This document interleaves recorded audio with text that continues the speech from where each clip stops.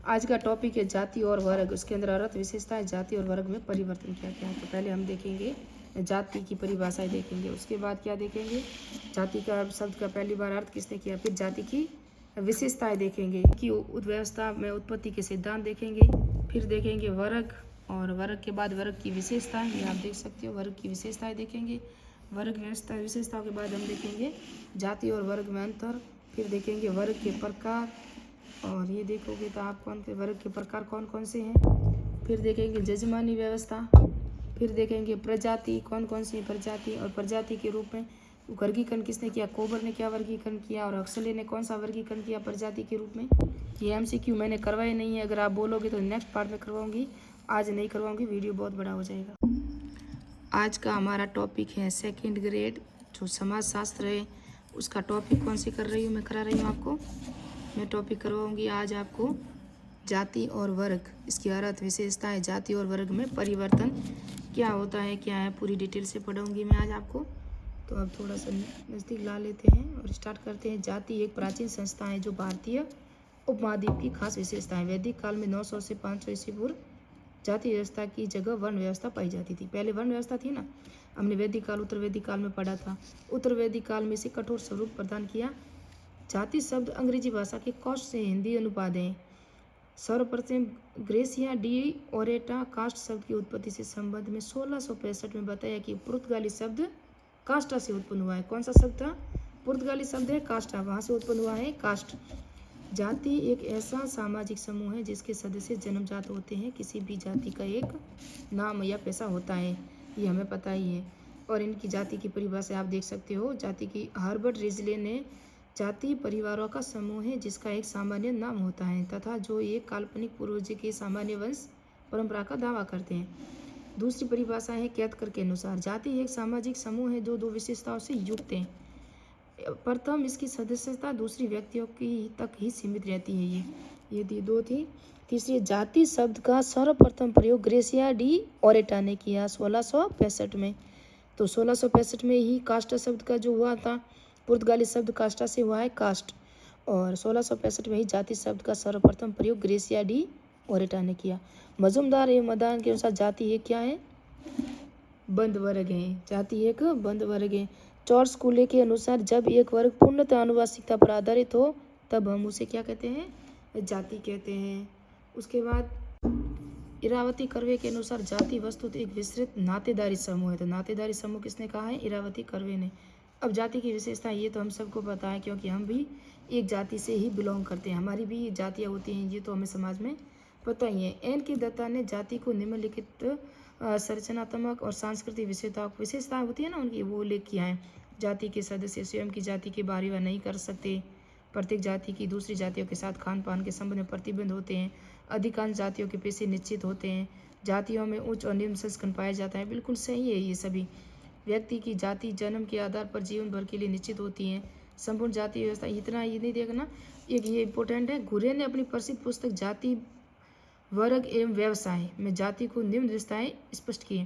तो GS घुरिये थे ना, उन्होंने अपनी प्रसिद्ध कृति, कौन सी पुस्तक है इनकी, जाति वर्ग और व्यवसाय में जो विशेषताएं बताई है ना, वो याद रखना है। समाज का खंडीय विभाजन, उसके बाद है संस्तरण, उसके बाद नेक्स्ट देखते हैं हम, ये हमारी रिवीजन क्लासेज है ना, इसलिए मैं फास्ट कराई हूँ। भोजन का सहवास पर प्रतिबंध, भोजन और सहवास दोनों पे, और नागरिक और धार्मिक निर्योगिता प्रतिबंध, व्यवसाय के चयन का अभाव, व्यवसाय का चयन भी हमें अलग जाति के हिसाब से ही करना पड़ता है। विवाह संबंधी प्रतिबंध भी होते हैं, आप दूसरे जो गोत्र में शादी नहीं कर सकते। कैथकर ने जाति के दो आधार बताए, वेरी इंपॉर्टेंट है, वंशगत सदस्यता और अंतर्विवाह। कैथकर ने कितने बताए हैं, 2। हार्डन के अनुसार जाति के 3 प्रकार बताए, व्यक्तिगत सदस्यों के प्रकार्य, सामुदायिक कार्य, राज्य और संपूर्ण समाज के लिए प्रकार्य। ये किसने बताए हैं, हटन ने बताए हैं। कॉल मार्क्स के अनुसार एशियाई उत्पादन रीति का संबंध भारतीय जाति व्यवस्था की स्थिरता से है, ये बताया है कॉल मार्क्स ने। सेनार्ट नहीं, अभी एक और है, HJS मैन ने जाति को असंविधात्मक प्रशस्ति समाज का उदाहरण दिया, वेरी इंपॉर्टेंट है, इसको भी याद रख सकते हो। सेनार्ट ने जाति संबंध में वंश और पेशे की पवित्रता पर बल दिया है। सेनार्ट ने वंश और पेशे की पवित्रता पर बल दिया है। ये था फ्रेंच, कौन है, फ्रेंच विद्वान लुई ड्यूमो ने जाति प्रथा आधारित हिंदू समाज, किसने कहा है? फ्रेंच लुई ड्यूमो ने। तो फ्रेंच था ना, लुई ड्यूमो ने जाति प्रथा आधारित हिंदू समाज का वैचारिक आधार क्या बताया? पवित्रता और अपवित्रता को माना है। मैक्स वेबर के अनुसार जाति हिंदू धर्म में परलौकिक सिद्धांतों पर आधारित है। ड्यूमा जाति व्यवस्था को स्त्रीकरण की बंद व्यवस्था मानते हैं, ड्यूमा।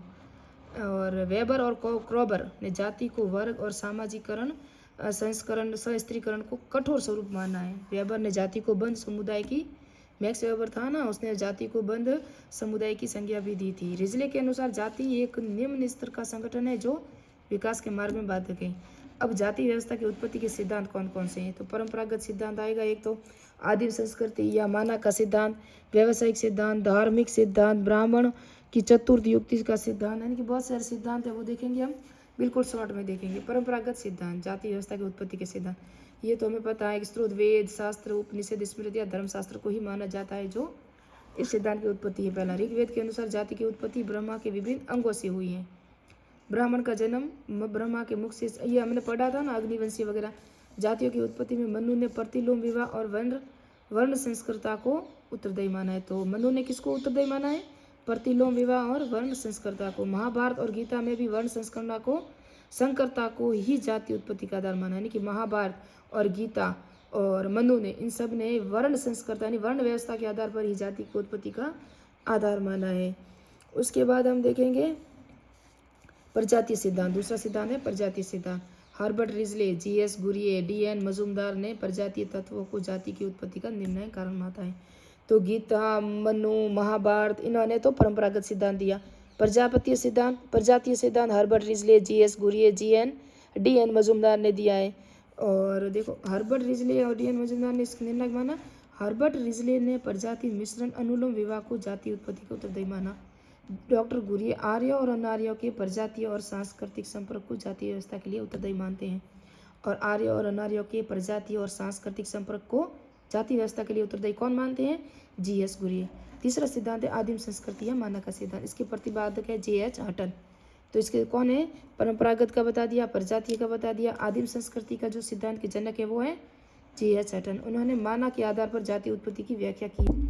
माना का अर्थ मुझे मेरे हिसाब से जो गणित में एक्स होता है ना, माना की एक्स, तो माना एक रहस्यमय अलौकिक अव्यक्तिगत शक्ति है जो प्रत्येक व्यक्ति के भिन्न भिन्न मात्रा में पाई जाती है।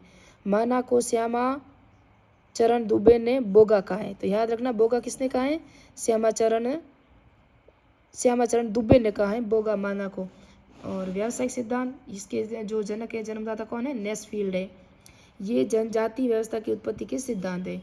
नेस्फील्ड प्रजाति और धर्म के स्थान पर व्यवसाय को मानते हैं।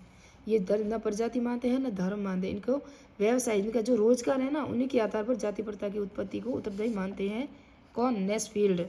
नेस्फील्ड के अनुसार व्यवसाय और केवल व्यवसाय ही जाति प्रथा की उत्पत्ति के लिए उत्तरदायी है। तो पांचवा सिद्धांत है धार्मिक सिद्धांत, जो जाति उत्पत्ति के सिद्धांत है। होकार्ट और सेनार्ट ने जाति प्रथा की उत्पत्ति को धर्म को माना है। होकार्ट और सेनार्ट, आपको बताओ, सेनार्ट ने जाति संबंध में वंश और पेशे को पवित्रता पर बल दिया था, है ना। आगे हमने जब परिभाषाएं पढ़ी थी ना, वहाँ बताया था मैंने आपको। होकार्ट उनका मत है धार्मिक क्रिया अथवा कर्म कांडों के कारण जाति प्रथा की उत्पत्ति हुई, तो ये धार्मिक को मानते हैं होकार्ट। सेनाट का मानते हैं पारिवारिक पूजा, कुल देवता को चढ़ाई जाने वाले भोजन में विभिन्नता और निषेधों के कारण जाति प्रथा का उत्पन्न हुआ, यानी कि वंश, पवित्रता और पेशे, इन सबको कारण बताया है होकार्ट ने। ब्राह्मणों की चतुर्युक्ति का सिद्धांत, राजतंत्र का सिद्धांत, ये भी देख सकते हो, ये दिया था जीएस गुरिये और अबे दुबाई का मत है जाति प्रथा ब्राह्मणों की चतुर्युक्ति और राजनीतिक योजना का फल है। उन्होंने अपनी सत्ता को बनाए रखने के लिए निर्मित की है। गुरिये का मत है कि ब्राह्मणों ने स्वयं को श्रेष्ठ बनाने और अपने कुल और सम्मान को बनाए रखने के लिए जाति प्रथा को जन्म दिया। जाति प्रथा के गुण या कार्य, व्यक्ति की सामाजिक परिस्थिति का निर्माण, व्यवसाय का आधार, विवाह में सहायक, सामाजिक और मानसिक सुरक्षा, व्यक्ति के व्यवहार पर नियंत्रण, सदस्यों में हम और एकता की भावना, वैवाहिक प्रतिबंध, ये सब हमने देख लिया ना। जाति व्यवस्था के अकार्य दोष कौन से, ये देखना है। अप्रजातांत्रिक व्यवस्था, श्रमिकों की गतिशील में बाधक, सामाजिक प्रगति में बाधक, समाज में उच्च और निम्न स्तर का बनना, सांस्कृतिक विकास में बाधक, सामाजिक समानता में बाधक, विवाह के सीमांत क्षेत्र, अलगाव में वृद्धि, पुरुषार्थ में बाधक, जाति व्यवस्था में परिवर्तन, प्रशस्ति निर्धारण में योग्यता कुशलता का, अस्पृश्यता में कमी आई, जाति आर्थिक इकाई नहीं है, जातीय संगठनों का निर्माण हुआ।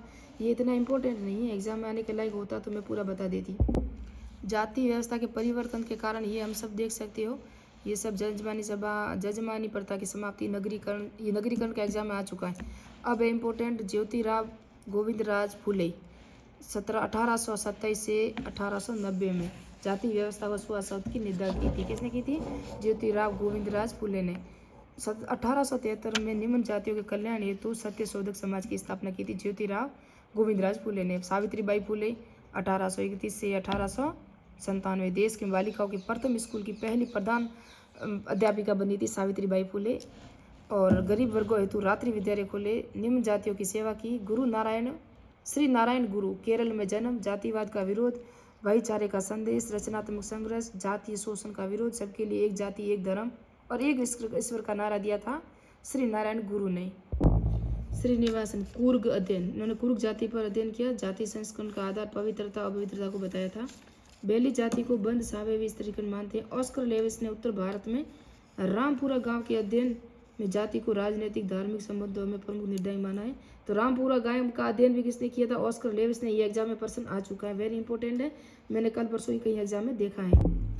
और आर के मुखर्जी ने बंगाल में गांवों का अध्ययन कर बताया कि वर्ग, समूह और जाति की उच्चतम परस्पर संबंधित है। योगेंद्र सिंह ने उत्तर प्रदेश में कि ग्रामीण अध्ययन में बताया कि जाति व वर्ग साथ साथ चलते हैं। किसने कहा था? योगेंद्र सिंह ने। 29 जनवरी 1953 में काका कालेकर की अध्यक्षता में पिछड़ा वर्ग आयोग की अध्यक्ष नियुक्ति की गई थी। और ये एग्जाम में प्रश्न आ चुका है कि काका कालेलकर की जो अध्यक्षता में हुआ था वो किस आयोग के लिए हुआ था? पिछड़ा वर्ग आयोग में। अब की बार शायद इसकी डेट पूछ दे तो 29 जनवरी 1953 को। 1989 में जनता पार्टी की सरकार द्वारा बीपी मंडल की अध्यक्षता में पिछड़े वर्गों की पहचान करने हेतु मंडल आयोग का अध्यक्ष किया। रिपोर्ट 1990 में लागू की। ये वेरी इंपॉर्टेंट तथ्य हैं। अम्बेडकर के अनुसार जाति शोषणकारी व्यवस्था है। किसने कहा था? भीमराव अम्बेडकर ने। क्योंकि अभी इनकी जो जयंती गई है ना, पुण्यतिथि, भीमराव अम्बेडकर 11 दिसंबर है शायद, ऐसा ही कोई डेट है, मुझे कंफर्म नहीं आ रहा, लेकिन भीमराव अम्बेडकर की जो पुण्यतिथि थी, निधन हुआ था उस दिन। अब है वर्ग को देखोगे आप, पहले पढ़ा हमने जाति, अब पढ़ेंगे वर्ग। वर्ग को सामाजिक निश्चितीकरण प्रमुख आधार माना जाता है। अनादिकाल में इस समाज के विविध प्रकार के वर्ग रहे हैं। सामान्य अर्थ में वर्ग ऐसे व्यक्ति और समूह को जिसके सदस्यों की समान सामाजिक परिस्थिति हो। मार्क्स ने मनुष्य को एक वर्ग प्राणी माना है। क्या माना है? वर्ग प्राणी। वर्ग की परिभाषा मैकाइवर पेज ने दी थी। एक सामाजिक वर्ग समूह का वह भाग जो सामाजिक स्थिति के आधार पर अन्य लोगों से पृथक किया जा सकता है, मैकाइवर पेज ने की थी। जाति की भी बताई थी इन्होंने, मैकाइवर पेज ने वर्ग की भी दी। कार्ल मार्क्स ने वर्ग की अवधारणा को आर्थिक आधार पर प्रस्तुत करते हुए बताया, वर्ग किसी भी समाज का एक ऐसा तथ्य है जिसमें संपत्ति और उत्पादन के साधन सामाजिक स्थिरीकरण का आधार प्रस्तुत करते हैं। वेबर के अनुसार समान जीवन अवसर, आर्थिक हित, बाजार स्थिति वाले व्यक्तियों का समूह ही वर्ग है। अब वर्ग की विशेषता भी वही है, सामाजिक स्थिरीकरण, अलग अलग जो ऊंच नीच का निर्धन अमीर, वर्ग चेतना का समावेश, ऊंच नीच की भावना, ये सब देखते हैं। वर्ग मुक्त व्यवस्था, वर्ग का जन्म महत्व नहीं है, इसमें जन्म का महत्व नहीं, जाति में जन्म का महत्व होता है, वो जन्म जात होती है। वर्ग व्यवस्था अस्थिर धारणा, हाँ ये अस्थिर है, हर जगह वर्ग बनाया जा सकता है। जाति व्यवस्था जन्म से होती है, वर्ग कहीं भी बन सकते हैं, मजदूर वर्ग होता है, श्रमिक वर्ग होता है, किसान वर्ग होता है, हर तरफ से अलग अलग हो सकते हैं। विभिन्न वर्गों में सामाजिक दूरी और अर्जित प्रशस्ति पर आधारित है। इनको अर्जित यानी कि हम मेहनत से प्राप्त करते हैं ना। वर्ग में हम जाते हैं, जैसे कि टीचर वर्ग में हम गए तो हमने एग्जाम दिया, कंपटीशन में फाइट किया, भारत हमारी नौकरी जॉब लग गई तो वो टीचर वर्ग में हो गया। हमें ऐसे ही, या पुलिस कांस्टेबल वर्ग में गए तो वहाँ ये होगा। श्रमिक वर्ग में गए तो हम मजदूरों के साथ काम कर रहे हैं ना, तो श्रमिक इस तरह से वर्ग में अर्जित यानी कि हम मेहनत करके उसे हासिल करते हैं, वो अर्जित है। जन्म जान वो होती है जो हमें पुश्तैनी अपने परिवार से मिलती हैं, बड़े बुजुर्गों से मिलती हैं, परस्पर निर्भरता रहती है इसमें एक दूसरे पर। जबकि जाति में इतना है लेकिन इतना नहीं, वह जाति में संघर्ष रहता है, लेकिन वर्ग में परस्परता निर्भरता रहती है। हम देख रहे हैं जाति और वर्ग में अंतर देखेंगे, फिर वर्ग के प्रकार भी देखेंगे। जिस तरह जाति के प्रकार देखें ना, सिद्धांत, जाति एक बंद संरचना जबकि वर्ग एक खुली संरचना। जाति की स्थिति प्रदत्त होती है जबकि वर्गीय स्थिति अर्जित मानी जाती है। जाति के व्यवसाय आनुवंशिक होते हैं, जन्मजात होते हैं, जबकि वर्ग में ऐच्छिक और स्वतंत्र प्रकृति के होते हैं, जो कोई भी कार्य कर सकता है। कोई किसानी कर सकता है, कोई मजदूर कर सकता है, कोई कुछ भी कर सकता है, क्योंकि ये अर्जित होती है। जाति का स्त्रीकरण सांस्कृतिक धार्मिक आधार होता है, जबकि वर्ग में शिक्षा और राजनीतिक होता है। आप देखो कि प्रधानमंत्री कोई भी जाति का हो सकता है, कोई भी वर्ग का भी हो सकता है, मुख्यमंत्री किसी भी वर्ग का हो सकता है, आईपीएस या आईएएस में लग रहे, यूपीएससी में या टीचर में, चाहे कहीं भी आप जाओगे वहाँ आपकी जाति मायने नहीं रखेगी जितना कि आपकी मेहनत मायने रखेगी। जाति भेद के कारण सामाजिक तनाव होते हैं, जबकि वर्ग भेदों का परिणाम सामान्य संघर्ष होता है। तनाव रहते हैं। जाति अंतर्विवाही समूह है, जबकि वर्ग नहीं है। वर्ग में अस्पृश्यता की धारणा प्रबल है, जबकि वर्ग में नहीं है। जाति जातिवाद को जन्म देती है, जबकि वर्ग चेतना को देता है। जाति व्यवस्था में क्षेत्रीय अवधारणा होती है। प्रत्येक जाति का एक क्षेत्र होता है, जबकि वर्ग व्यवस्था का कोई सार्वभौमिक नहीं है, सभी समान है। जहाँ बनाया वहीं से वर्ग बन गई। रॉबर्ट बी रिस्ट ने के अनुसार वर्ग निर्धारण के आधार कौन कौन। रॉबर्ट बी रिस्ट की परिभाषा भी आई हुई है समाज प्रशस्ति में, एग्जाम में, और ये हो सकता है आपकी बार ये भी आ जाए। संपत्ति का या पूंजी, परिवार या रक्त समूह, निवास स्थान, निवास की अवधि, पेशा, शिक्षा, धर्म, ये क्या था, वर्ग निर्धारण के आधार है। ये सब जितना बताया ना, रॉबर्ट बी रिस्टिज ने कितने आधार बताए, 7। वर्ग के प्रकार, थ्रस्टिन वेबलन के अनुसार उत्पादक विलासी वर्ग, धनाढ्य वर्ग, नव धनाढ्य और सट्टेदार वर्ग, उत्पादक श्रमजीवी। कॉल मार्क्स के अनुसार क्या कौन कितने वर्ग है, पूंजीपति यानी बुर्जुआ वर्ग, श्रमिक यानी सरवार वर्ग। मेरिल एड्रिल के अनुसार 6 प्रकार की चर्चा की गई। सांस्कृतिक वर्ग, आर्थिक वर्ग किसने की थी, मेरिल और एल्ड्रिज ने की थी।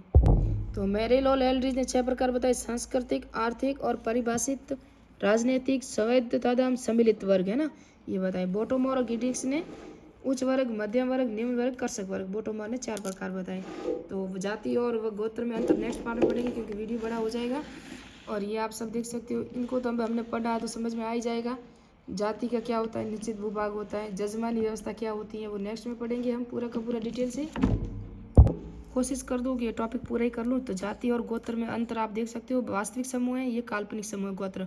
अंतर्विवाही समूह है, ये बहिर्विवाही समूह है। ऊंच नीच का संस्करण, इसके अंदर सहिष्करण नहीं पाया जाता। जाति प्रतिनिधित्वात्मक है और ये तुलनात्मक रूप से कर्म और प्रतिनिधित्वात्मक है। जाति और जनजाति में अंतर। जाति क्या होता है, निश्चित भूभाग में बाध्यता नहीं है, जबकि ये निश्चित क्षेत्र में बाध्य है। और जाति की कोई सामान्य भाषा नहीं होती, जबकि जनजाति की भाषा होती है। और ये सब पूरे डिटेल से इतना नहीं है, लेकिन जजमानी व्यवस्था हमको पढ़ना पड़ेगा। थोड़ा सा वीडियो बड़ा हो जाएगा, लेकिन पूरा करने की पूरी कोशिश कर लो कि एक टॉपिक पूरा हो जाए। सर्वप्रथम जजमानी प्रथा का उल्लेख विलियम वाइजर ने उत्तर प्रदेश के करीमपुर गांव के अध्ययन में किया था।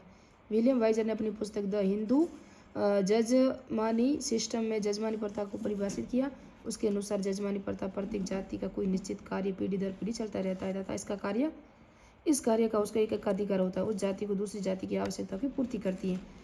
समाजशास्त्री दृष्टिकोण में जजमानी व्यवस्था के अध्ययनों में William H Wiser, Oscar Lewis, Yogendra Singh, NS. Reddy और एम.एन. श्रीवास्तव, श्यामाचरण दुबे के नाम प्रमुख हैं। भारतीय जजमानी प्रथा के प्रमुख 2 प्रकार की जातियाँ होती हैं। एक को जजमान, दूसरे को कमीन कहा जाता है। जजमान उच्च जातीय संरक्षण, कमीन सेवा करने वाली निम्न जातियों को कहा जाता है। जजमान अपने कमीन कि समय समय पर नकद कुल अनाज भुगतान करता है। कमीन को सेवा के बदले में भोजन, वस्त्र, निवास स्थान जो पहले होता था ना। तो ये जाति संबंधों के विश्लेषण में W.H. वाइजर ने मुख्य जजमानी संबंधों पर आधार पर किया है। भारत में अंत जाति संबंधों का विश्लेषण। भारतीय जजमानी प्रथा का अध्ययन करने वालों में ऑस्कर लुइस प्रमुख हैं। ऑस्कर लुइस ने भारतीय जजमानी व्यवस्था का अध्ययन सहभोजी संबंध के आधार पर किया है। जजमानी प्रथा को महाराष्ट्र में बलूटे और मद्रास में मीरासा और मैसूर में अद्दे कहा जाता है। तो जजमानी प्रथा को महाराष्ट्र में बलूटे, मीरासी मद्रास में और मैसूर में अद्दे। ऑस्कर लुइस ने आगरा के पास रामपुर गांव का अध्ययन किया। बताया कि जजमानी व्यवस्था के अनुबंधात्मक संबंध पाया जाता है। जजमानी व्यवस्था के गुण, वंशानुगत व्यवसाय का संरक्षण, आर्थिक सुरक्षा, व्यवसायिक संबंधों में कमी, सावयवी एकता, जातिवाद में कमी, सामाजिक सुरक्षा। जजमानी प्रथा के अवगुण, तो आर्थिक शोषण होता है, रूढ़िवादिता होती है, जजमानों का दुर्व्यवहार किया जाता है, असमानता को प्रोत्साहन मिलता है, अप्रजातांत्रिक प्रथा होती है। अब प्रजाति। प्रजाति एक प्राणी शास्त्रीय अवधारणा है। यह विशिष्ट वंशानुगत शारीरिक लक्षणों के आधार पर पहचानी जाती है। समान शारीरिक लक्षण वाले समूह को प्रजाति के नाम से पुकारा जाता है। जिस तरह हम देखें कश्मीरी देखेंगे, हम नेपोलियन देखेंगे, उस तरह से उसको पता चलता है। या अंग्रेजों को देखेंगे, ये शारीरिक लक्षण वंशानुगत प्रक्रिया के से मानव समूह के हस्तांतरित होते हैं। प्रजाति की परिभाषा किसने दी थी? कोबर के अनुसार प्रजाति एक प्रमाणिक प्राणी शास्त्रीय धारणा है। यह समूह है जो वंशानुक्रमण, वंश या प्रजातीय गुण या उपजाति के द्वारा सूचित होता है। हॉबल के अनुसार प्रजाति एक प्राणी शास्त्रीय समूह है और जो इनकी एक पीढ़ी से दूसरी पीढ़ी तक शुद्ध रूप से मिलते हैं। रेमंड अर्थ ने प्रजाति ऐसे समूह का समूह जिसमें कुछ वंशानुगत सामान्य शारीरिक लक्षण पाए जाते हैं। प्रजाति की विशेषताएं, प्रजाति का प्राणी शास्त्रीय धारणा, और ये सब इतना इम्पोर्टेंट नहीं है। विश्व की प्रजातियाँ कुछ बता दूँ मैं। कोबर ने जो वर्गीकरण किया है, कोबर ने प्रजातियों के प्रमुख यानी मुख्यतः 3 भागों में विभक्त किया है। इन 3 भागों में फिर से उपजातियों को उपभागों में बांटा है। तो काकेसाइड, नॉर्डिक, अल्पाइन, भूमध्य सागरीय और हिंदू चीज। तो काकेसाइड को बांधा। फिर Mongoloid, Mongolian, Malaysian, American Indian है ना, ये मंगोलाइड की वंशज है। Negroid, Negro, Malaysians, pygmy black और बुशमैन, ये किसके हैं? निग्रोइड के। हक्सले का वर्गीकरण क्या है? हक्सले के अनुसार समस्त मानव जाति 5 प्रजातियों में विभाजित की गई। ऑस्ट्रेलियाइड, निग्रोइड और आगे देखते हैं। तो ये किसका था? कोबर का वर्गीकरण। काकेसाइड, मंगोलाइड, निग्रोइड 3 प्रकार के। हक्सले का वर्गीकरण किया है 5 प्रजातियों में, ऑस्ट्रेलियाइड और निग्रोइड और मंगोलाइड और कैंथ्रो, आपको स्पष्ट दिखाई दे रहा है, मेलोनोक्राइड। जीएस घुरियन ने आत्मसात की नीति का प्रतिपादित किया है। तो जीएस घुरियन ने जो प्रजाति के लिए आत्मसात की नीति को प्रतिपादन किया, जनजातियों की समस्याओं के समाधान हेतु उन्होंने किया था। किसने? जीएस घुरियन ने। गोटूल यानी कि युवा ग्रह, जनजातियों में पाई जाने वाले युवा भविष्य भूमिकाओं में सामाजिकरण द्वारा सीखते हैं। गोटूल यानी गोंड, गिटियायो, गिटियारो यानी मुंडा हो और घूम कुरिया जो उसे कहते हैं उराव। क्या कहते हैं? उराव। तो ये था। अब आप अगर बोलोगे तो नेक्स्ट पार्ट में मैं इन सब की एमसीक्यू करवा दूंगी इसी टॉपिक के, सिर्फ इसकी जो एग्जाम में पूर्व एग्जाम में आ चुके हैं। तो कोशिश करूंगी, अगर आप बोलोगे तो करवाऊंगी, नहीं तो नहीं करवाऊंगी। कमेंट करके मुझे ज़रूर बताना कि आपको ये एमसीक्यू करवाने हैं या नहीं करवाने हैं।